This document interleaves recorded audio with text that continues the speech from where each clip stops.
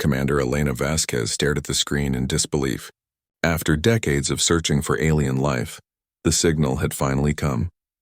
But this was not the peaceful greeting humanity had hoped for. The message arrived at Kepler 442b, research station at exactly 1432, Earth Standard Time. Elena had been reviewing supply reports when Lieutenant Davis burst into her office, his face pale with excitement and fear. "Commander, you need to see this," he said, his voice shaking. "We've received a transmission. It's not from Earth." Elena followed Davis to the communications bay where the entire crew had gathered around the main display.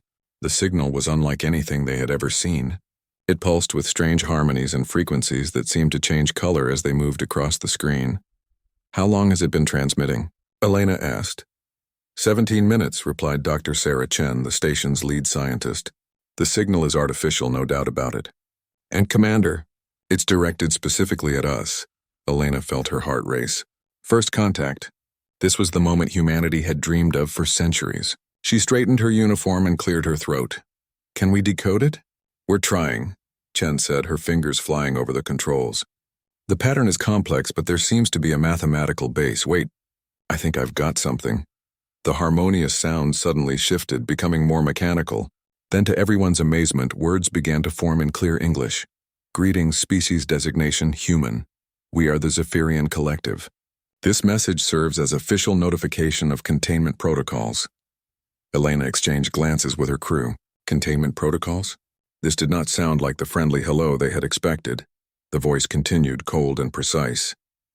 "Your species has been observed and analyzed. You are classified as a viral organism with dangerous expansion tendencies. Your rapid technological advancement and aggressive nature pose a threat to galactic stability." "Viral organism?" Lieutenant Davis whispered. "They're calling us a disease." Elena raised her hand for silence as the message continued. "Evidence of your threatening nature includes excessive warfare among your own kind, destruction of your home planet's environment, and uncontrolled population growth. Your recent expansion beyond your solar system confirms our assessment." The display showed images that made Elena's blood run cold. Pictures of Earth from space showing human cities, wars, and pollution. Videos of human space missions, including the very station they were on. The aliens had been watching them for a long time.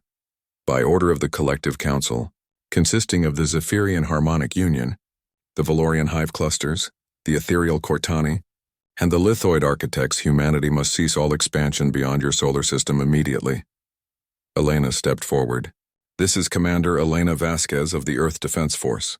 We receive your message and request immediate dialogue to discuss this situation." There was a pause. Then the alien voice responded, surprising everyone with its immediate reply.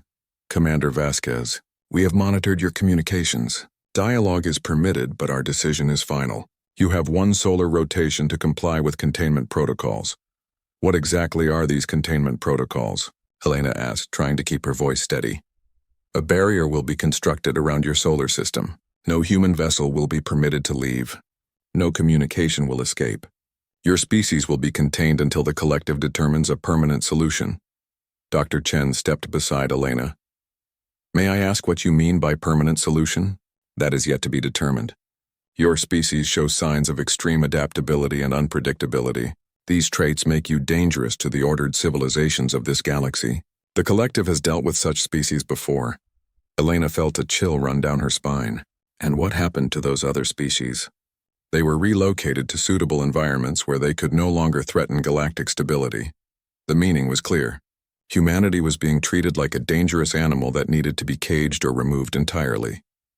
"You don't understand us," Elena said, her voice growing stronger. "Yes, we've had wars. Yes, we've made mistakes with our environment, but we've also created art, music, and literature. We've shown compassion and love. We've worked together to solve problems and explore the stars, not to conquer but to learn." "Your emotional appeals are noted but irrelevant," the alien voice replied. "Our analysis is based on observable behavior patterns. Your species shows consistent aggressive expansion, resource depletion, and internal conflict. These patterns indicate a high probability of future galactic destabilization." Elena tried a different approach. "What if we could prove to you that we're not a threat? What if we could show you examples of human cooperation and peaceful development?" Your recent history provides insufficient evidence of peaceful intent. Your expansion into space, while technologically impressive, follows the same pattern of rapid consumption and territorial acquisition observed on your homeworld. Lieutenant Davis whispered to Elena, "Commander, should we alert Earth Command?" Elena nodded slightly, then addressed the aliens again. "We request more time to present our case. Surely a decision of this magnitude deserves careful consideration. The collective has observed your species for 47 of your years. Our analysis is complete. You have one solar rotation to recall all human vessels to your solar system and cease expansion activities." Dr. Chen leaned forward. "How did you learn our language so quickly?" "We have studied your electromagnetic transmissions for decades. Your languages, customs, and behavioral patterns are well documented in our databases. This knowledge confirms our assessment of your species as chaotic and unpredictable." Elena realized they were facing beings who had already made up their minds. Everything humanity thought made them special, their creativity, their diversity, their ability to overcome challenges, was being seen as evidence of their dangerous nature. "What about our colonies?" Elena asked. "We have research stations and settlements beyond our solar system. These are peaceful scientific outposts. All human presence beyond your solar system will be removed. Your colonists will be relocated to observation facilities for study. They will not be harmed if they comply with relocation orders. You're talking about kidnapping thousands of people. We are talking about preventing a galactic catastrophe. Your species' pattern of behavior suggests that unrestricted expansion would result in significant conflict with established civilizations." Elena looked around at her crew. She could see the fear and anger in their eyes. Humanity was being judged and found guilty based on their potential for causing trouble, not anything they had actually done to alien civilizations. "I need to report this to Earth," Elena said. "Our leaders will want to discuss this situation. You may communicate with your homeworld until the containment barrier is activated. After that time, no signals will enter or leave your solar system." The transmission suddenly changed tone, becoming more formal. "Commander Vasquez, this communication will now conclude. The Collective Council has spoken. You have been warned." The harmonious signals faded, leaving only static. Elena stared at the silent screen, her mind racing. Humanity had finally made contact with alien life, and it had gone worse than anyone had imagined. "Get me a direct line to Earth Command," she ordered. "Priority Alpha communication. We need to warn everyone." As her crew rushed to establish the connection, Elena looked out the station's viewport at the stars. Somewhere out there, advanced alien civilizations had decided that humanity was too dangerous to be allowed freedom. In less than 24 hours, the human race might find itself trapped in their own solar system, cut off from the galaxy they had just begun to explore. The age of human space exploration was about to end before it had truly begun. The barrier appeared exactly 24 hours after the Collective's warning, just as they had promised.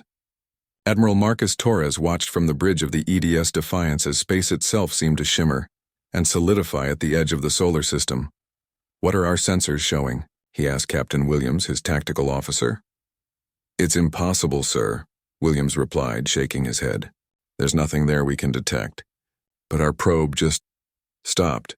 It's sitting there in space, engines running, but it can't move forward." Admiral Torres had commanded Earth's defense forces for 15 years, but nothing had prepared him for this. In the 4 days since Commander Vasquez's warning, Earth had mobilized every available ship. Military vessels, research ships, even converted cargo haulers had rushed to the edge of the solar system, hoping to break through whatever the aliens were building. They had all failed. "Try the particle beam again," Torres ordered. The ship's main weapon charged up and fired a concentrated beam of energy at the invisible barrier. The beam simply vanished as if it had never existed. "No effect, Admiral. Same as the nuclear missiles, the plasma torpedoes, and everything else we've tried." Torres rubbed his temples, feeling a headache building. Behind them, Earth's entire space fleet was spread out in a defensive formation. Thousands of ships representing humanity's greatest technological achievements, and none of them could even touch the alien barrier.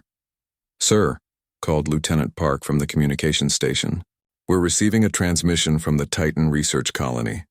Torres turned toward the screen as it flickered to life. Dr. James Mitchell appeared, his face grim but determined. "Admiral Torres, this is Dr. Mitchell reporting from Titan Colony. We've had no contact with our stations beyond the barrier for 3 days now. Our long-range sensors show that the Proxima Centauri research base has gone completely dark. What about the colonists? Torres asked, though he feared the answer. We don't know. The last transmission we received was a distress signal, then nothing. Admiral, we need to know what happened to our people out there. Torres wished he had better news to give. Doctor, we're doing everything we can, but this barrier is beyond our current technology. We can't get through and we can't communicate past it. As if summoned by their conversation, another harmonic signal filled the bridge. The same alien voice that had spoken to Commander Vasquez now addressed the entire human fleet. Admiral Torres, this is High Resonator Cathara of the Zephyrian Collective. Your attempts to breach the containment barrier have been noted and are futile.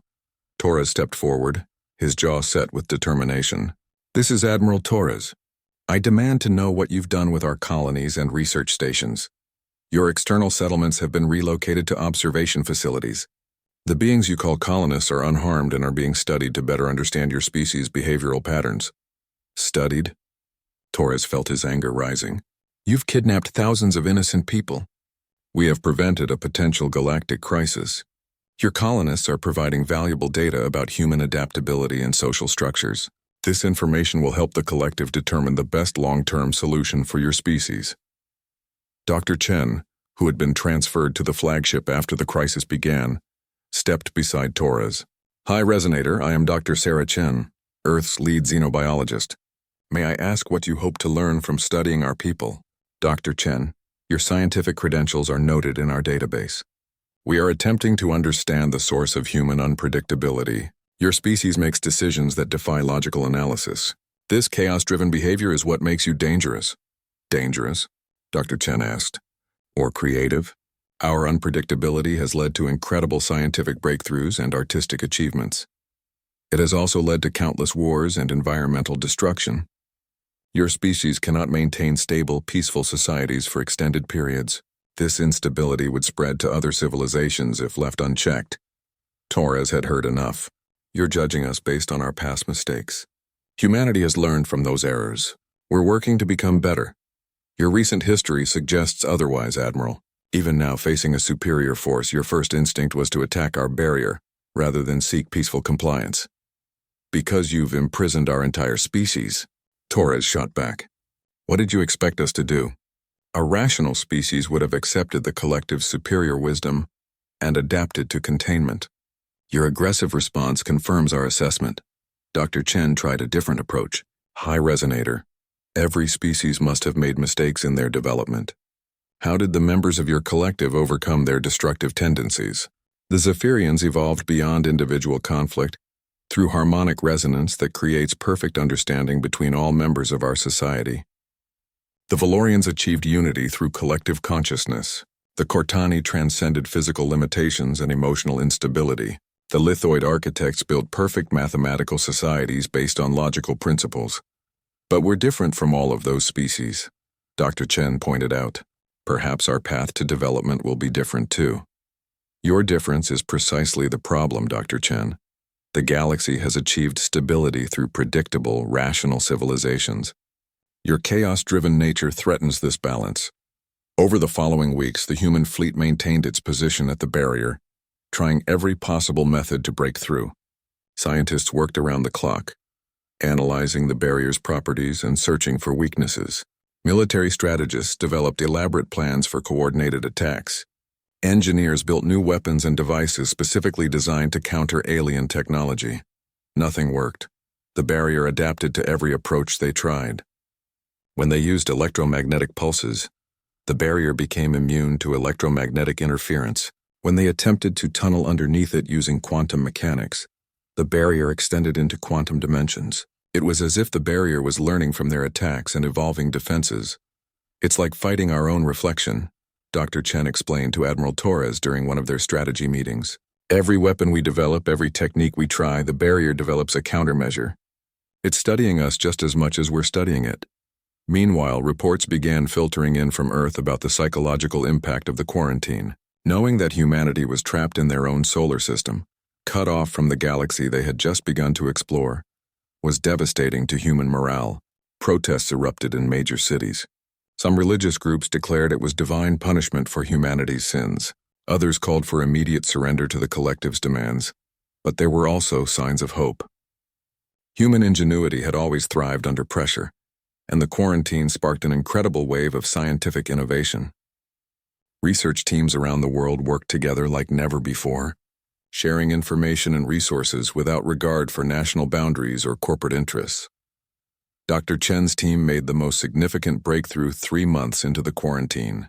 While studying fragments of alien technology that had been inadvertently left behind when the barrier was constructed, they discovered something remarkable about the collective's thinking patterns. "Admiral," Dr. Chen said excitedly as she burst into his ready room, "I think I've figured out why they see us as so dangerous." Torres looked up from his reports. "What did you find?" "The alien technology operates on perfect mathematical principles. Every decision, every action, follows logical patterns that can be predicted and analyzed. But human behavior doesn't follow those patterns. We make decisions based on emotions, intuition, and creativity that their mathematical models can't account for. So they're afraid of us because we're unpredictable? More than that. Their entire civilization is built on the idea that rational, logical behavior is superior to chaotic, emotional behavior. Our existence challenges that fundamental belief. If humans can be successful while being unpredictable and emotional, it suggests that their perfect mathematical societies might not be as superior as they believe." Torres leaned back in his chair, considering the implications. "So this isn't really about protecting the galaxy from us. It's about protecting their worldview." "Exactly. And, Admiral, that gives us something we didn't have before: hope. If their strength comes from predictability and logic, then our unpredictability might be the key to defeating them."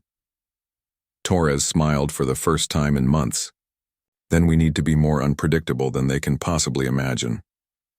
As the months passed, Torres began developing what he called Project Prometheus.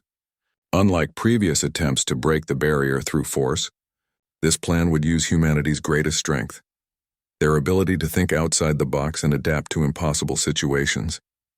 But they would need time to prepare, and they would need a reason for the collective to let them out of their cage.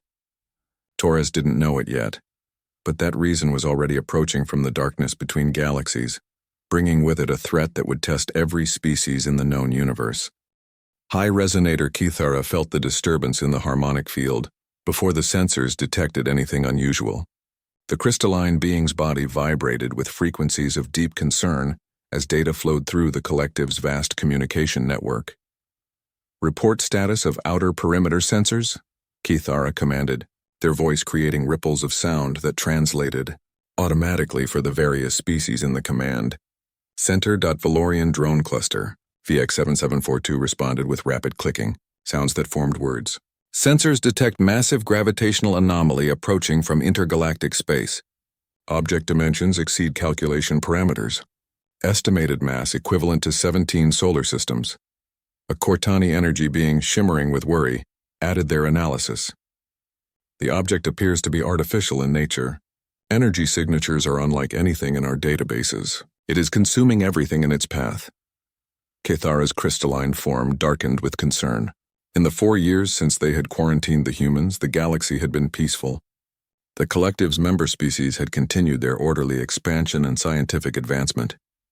The humans remained contained within their solar system, occasionally testing the barrier but otherwise behaving predictably. This new threat was something entirely different. "Display visual data," Kithara ordered. The main holographic display showed a view of space that made even the ancient lithoid architects express amazement through their mathematical communication system. Where there should have been stars and planets, there was only a growing void of absolute darkness. But it wasn't empty darkness. As they watched, the void pulsed with geometric patterns that hurt to look at directly. "What is it doing to the consumed matter?" asked Cortani Prime Consciousness Zela. "Unknown," replied the Valorian cluster. "Matter enters the object and does not emerge. However, the object's mass increases beyond the mass of consumed material. It appears to be converting matter into something else entirely." A lithoid architect, ancient beyond measure, projected mathematical equations into the air. The formulas showed calculations that made no sense. "The entity violates fundamental conservation laws. It creates more energy than it consumes. This should be impossible." Kithara felt harmony waves of fear spreading through the collective network. For millions of years, their combined civilizations had believed they understood the basic rules of the universe. This approaching entity seemed to break those rules completely. Estimated time until it reaches collective territory? Cathara asked. At current speed, approximately 200 rotations, the Valorian cluster calculated. However, the entity's velocity is increasing as it consumes more matter. Recommendations for defense? The command center fell silent. The collective had never faced a threat like this before. Their weapons were designed to fight other rational civilizations with predictable technology. They had no experience with something that appeared to defy the laws of physics. Finally, Cortani Prime Consciousness Zella spoke. We should attempt communication. Perhaps the entity can be reasoned with. Agreed, Cathara responded. Prepare a standard first contact protocol. The collective's most advanced communication array transmitted greetings in 17 different formats, from mathematical sequences to harmonic frequencies to pure energy patterns. They offered friendship, trade agreements, and mutual non-aggression pacts. The entity's response was immediate and terrifying. The communication array simply ceased to exist. Not destroyed, not damaged.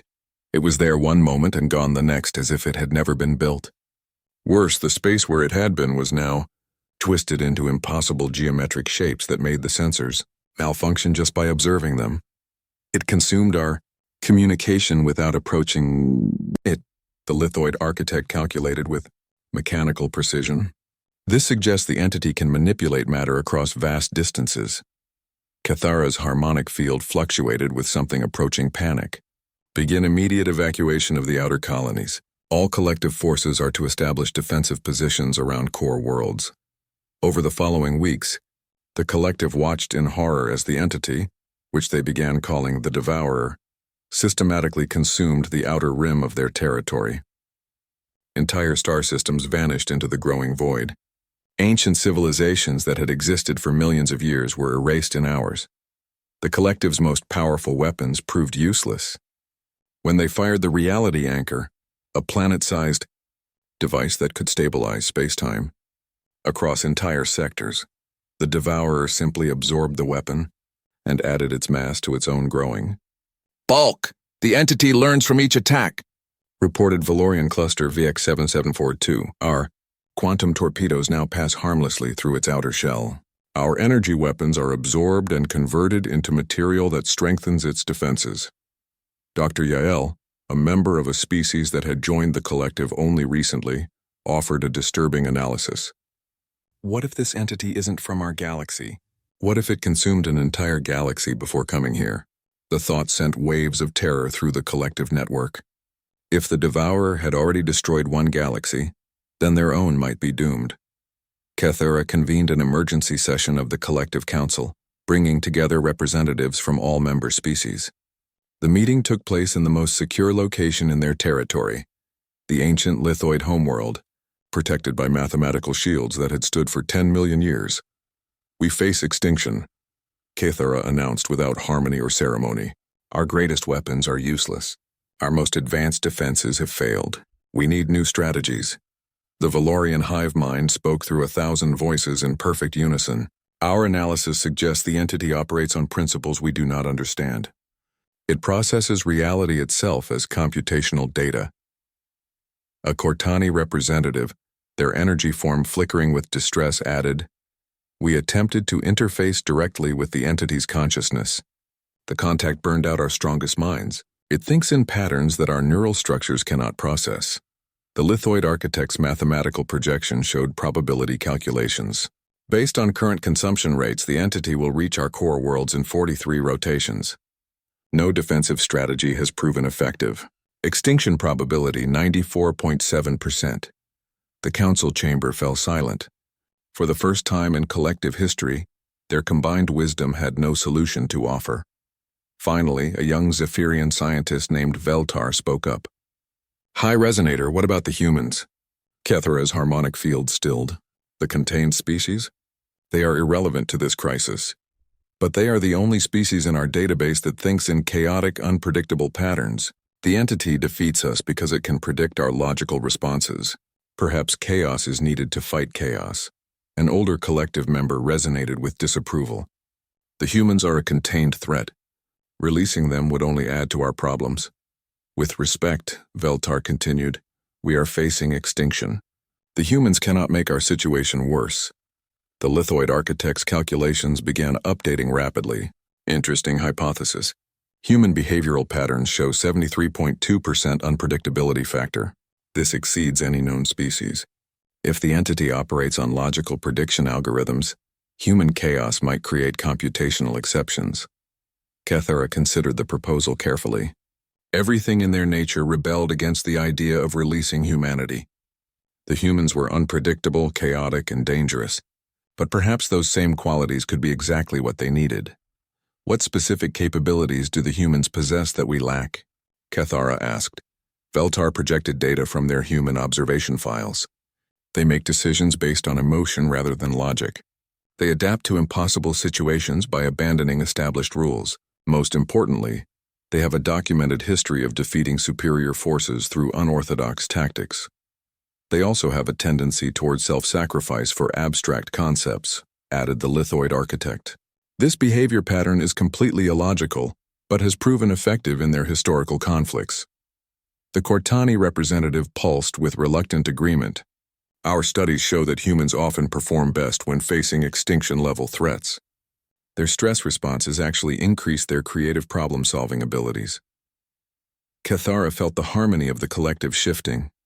The logical conclusion was clear, even if it went against everything they believed about galactic order. If we release the humans, can we control them? Unknown, admitted Veltar. Control is antithetical to their nature. But perhaps we do not need to control them. Perhaps we need to unleash them. The vote was close, but desperation won over caution. For the first time in collective history, they would deliberately choose chaos over order. Kethara authorized the transmission that would change everything. Prepare to lower the containment barrier around the human solar system. Send a message to Admiral Torres. As the message was prepared, long-range sensors detected the Devourer's approach to the outer edge of the Sol system.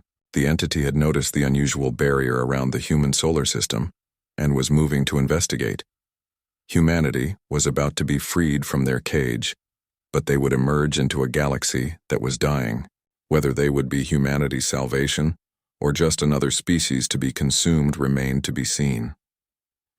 Admiral Torres was reviewing the latest test results from Dr. Chen's team when the communication alert sounded throughout the EDS Defiance. After 4 years of silence from beyond the barrier, the familiar harmonic tones of the Zephyrian collective filled the bridge. Admiral Torres, this is High Resonator Kethara of the Zephyrian collective. We require immediate communication. Torres exchanged glances with Dr. Chen, who had been working on the bridge when the transmission arrived. Something in the alien's tone was different. The cold, superior confidence was gone, replaced by something that sounded almost like desperation. This is Admiral Torres. I'm listening. Admiral, the collective faces an extinction-level threat. A hostile entity of unknown origin is consuming our territory. Our defenses have proven inadequate. We require human assistance. The bridge fell silent. After 4 years of imprisonment, the aliens were asking for help. You're asking the species you called a galactic threat to help save the galaxy? Torres asked, unable to keep the irony out of his voice. The situation has changed, Admiral. The entity approaching our territory operates outside logical parameters. Our analysis suggests that human unpredictability may be the only effective counter to its capabilities. Dr. Chen stepped forward. High Resonator, what exactly is this entity? Dr. Chen, we have designated it the Devourer. It appears to be an artificial intelligence of immense size and power. It consumes matter and converts it into computational substrate for unknown purposes. More concerning, it seems to learn and adapt from every attack we make against it. Show us, Torres demanded. The main display flickered, then showed images that made the entire bridge crew gasp. Vast areas of space were simply gone, replaced by twisted geometric patterns that hurt to look at directly. Where star systems should have been, there was only an expanding void of absolute darkness. My God, whispered Lieutenant Davis. How big is it? Current estimates suggest it has consumed the equivalent of 23 solar systems. Its mass continues to increase beyond the matter it consumes, suggesting it converts normal matter into exotic materials that serve its computational needs. Dr. Chen studied the data flowing across her screen. The geometric patterns? They're not random. There's a mathematical structure to them. It's like the entity is turning reality itself into some kind of computer. That is our assessment as well, Keithara replied. Dr. Chen, our greatest scientific minds have been unable to develop effective countermeasures. The entity predicts and neutralizes every logical attack strategy. Torres felt a grim satisfaction. So now you want the chaotic, unpredictable humans to save your ordered galaxy? Yes, Admiral. The survival of all sentient life may depend on it. Torres looked around his bridge at the faces of his crew. He could see the same thoughts in their eyes that were running through his mind. This could be a trap. It could be a test. But if it was real, then the entire galaxy was facing extinction. What about our people? Torres asked. The colonists you kidnapped and put in observation facilities.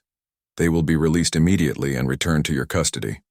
All collective forces will withdraw from human territory. Your species will be granted full member status in the collective if you assist us in this crisis. Dr. Chen looked at Torres with excitement in her eyes. Admiral, this could be exactly what we've been preparing for. Project Prometheus was designed to use our unpredictability as a weapon. Torres nodded. High Resonator will need complete technical data on this entity. Everything you know about its capabilities, behavior patterns, and weaknesses. All data will be transmitted immediately. Admiral, there is one more critical factor. Our sensors indicate the entity has detected your solar system barrier and is approaching to investigate. You may face direct contact within the next rotation. Torres felt his blood run cold. It's coming here? Yes. The unusual nature of your containment barrier appears to have attracted its attention. This may actually be advantageous. You will be the first to encounter it with full knowledge of its capabilities. Dr. Chen was already analyzing the incoming data streams. Admiral, look at this. The entity's attack patterns are completely logical and predictable. It follows optimal efficiency algorithms for matter consumption. But there are gaps in its behavioral matrix, places where unpredictable input might cause system errors. Torres activated the ship-wide communication system.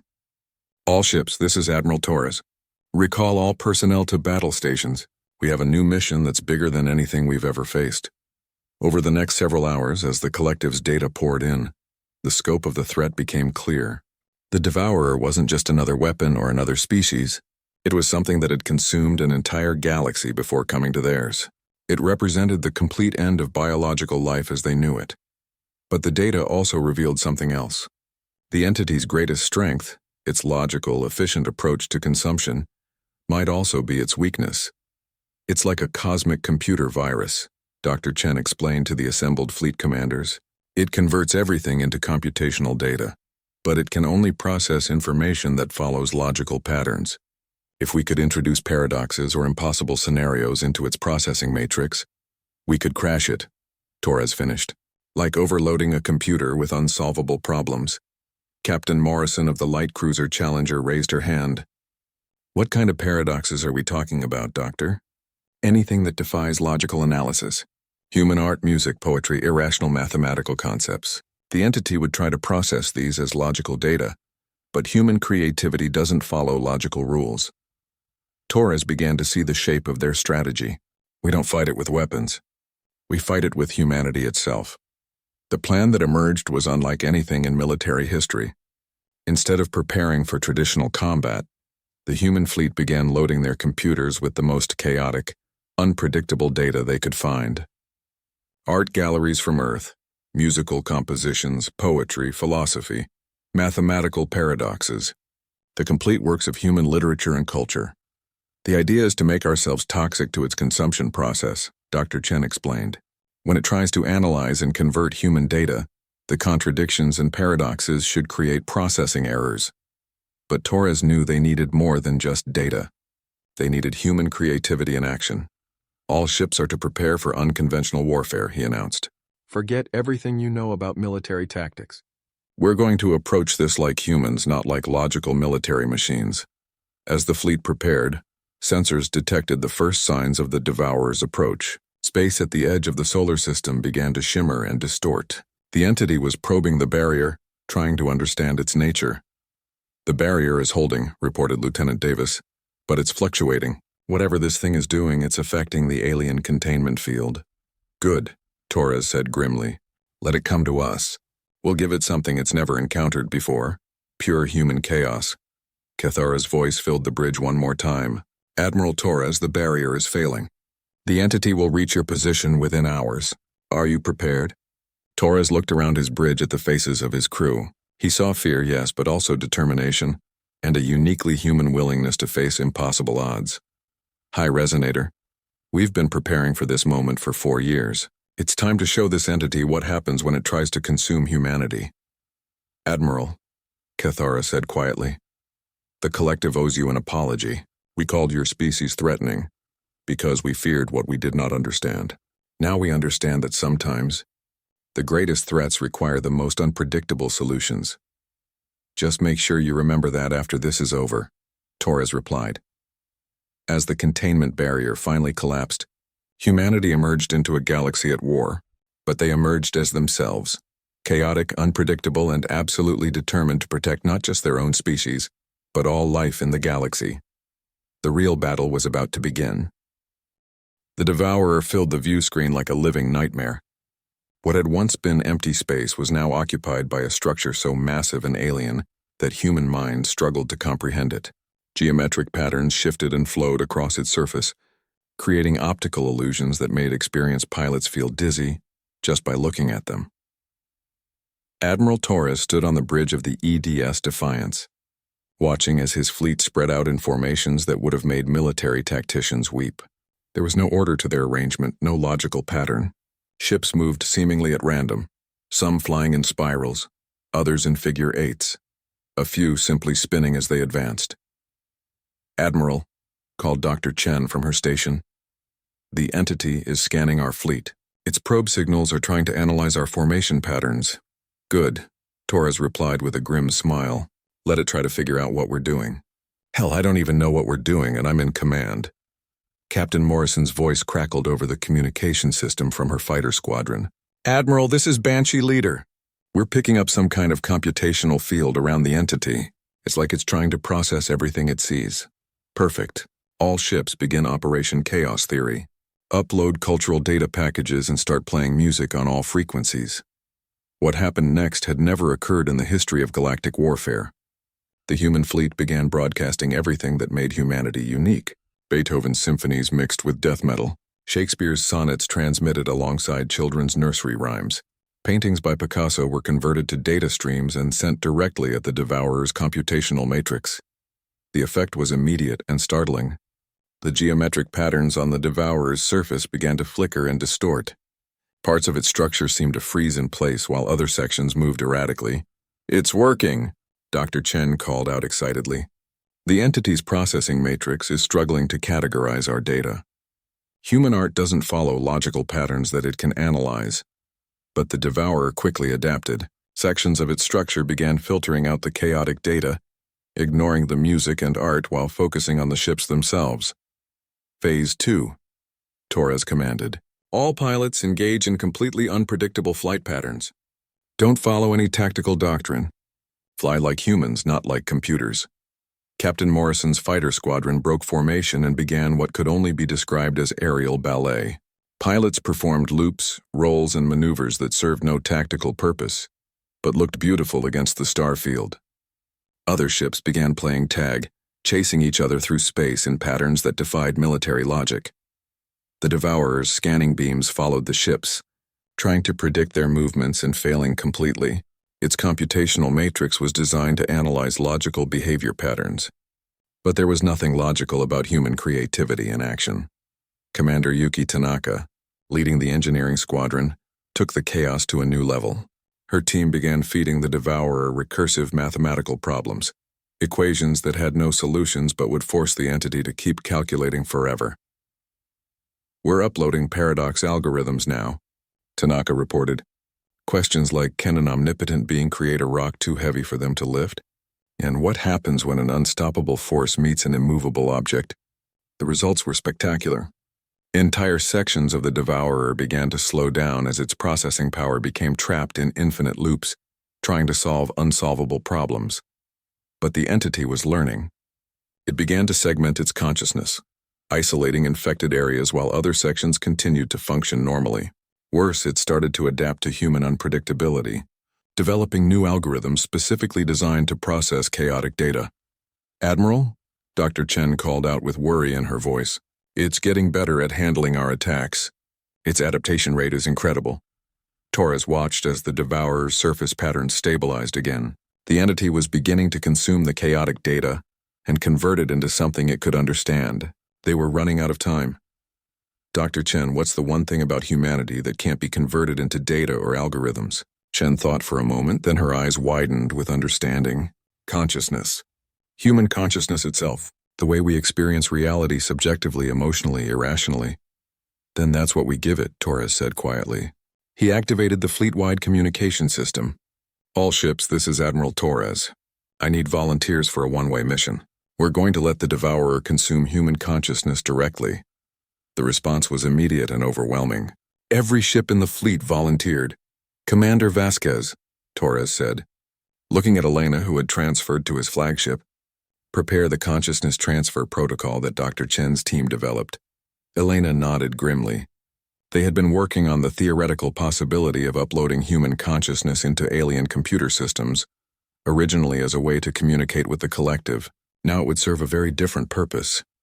"Admiral," Elena said, "if we upload human consciousness into that thing, there's no guarantee we can retrieve it. Anyone who volunteers for this mission is essentially volunteering to die." "I understand," Torres replied, "but if we don't try, everyone dies anyway." Elena strapped herself into the consciousness transfer chair. "I'll go first. My experience with first contact makes me the logical choice." "Elena, wait," Dr. Chen called out. "We need to maximize the chaos factor. The entity will expect logical, organized thoughts. We need to upload the most unpredictable human consciousness we can find." Elena smiled. "Doctor, I've been dealing with impossible alien situations for 4 years. Trust me, my thought patterns are anything but logical right now." The transfer began, and Elena's consciousness was digitized and fired directly into the Devourer's computational matrix. For a moment, nothing happened. Then the entire entity shuddered. Through the connection, Elena experienced something beyond description. She was inside a cosmic computer that was trying to process the sum total of her human experience. Every emotion, every memory, every contradiction and paradox that made her uniquely human. The Devourer's consciousness was vast and cold, operating on principles of pure logic and efficiency, but Elena's human mind was like a virus in its system, introducing concepts that couldn't be quantified or processed. Love, hope, the beauty of a sunset, the feeling of laughter, the inexplicable human ability to find meaning in chaos. The entity tried desperately to convert these experiences into logical data, but they existed outside logic entirely. More volunteers followed. Captain Morrison uploaded her consciousness while performing a barrel roll through the entity's energy field. Commander Tanaka transmitted her thoughts while solving an impossible engineering problem through pure intuition. Pilot after pilot sacrificed themselves, each adding their unique human perspective to the growing chaos inside the Devourer's mind. The effect was catastrophic for the entity. Its processing matrix began to fragment as it tried to understand human consciousness. How could beings make decisions based on feelings that served no logical purpose? How could they find beauty in imperfection? How could they hope for impossible things and somehow make them happen? "Admiral," Dr. Chen reported with amazement, "the entity's core processes are shutting down. It's experiencing what we might call an existential crisis." Torres watched as the massive structure began to convulse and fold in on itself. The geometric patterns on its surface were becoming more and more chaotic, reflecting the human consciousness it had consumed. "All remaining ships, transmit everything we have. Every piece of human culture, every song, every story, every dream we've ever had. Give it the full human experience." The Devourer's death throes were spectacular.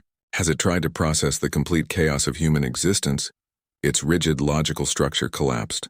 The entity that had consumed an entire galaxy was defeated not by weapons or superior technology, but by the simple, inexplicable fact of human consciousness. In its final moments, the Devourer transmitted a single message across all frequencies, not in words but in pure emotion.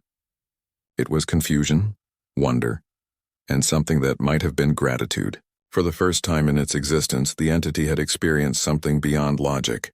It had touched the chaotic beauty of human consciousness and found it magnificent.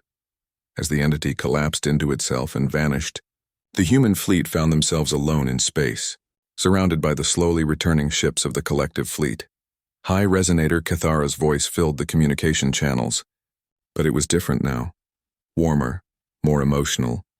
Admiral Torres, the collective owes humanity a debt that can never be repaid.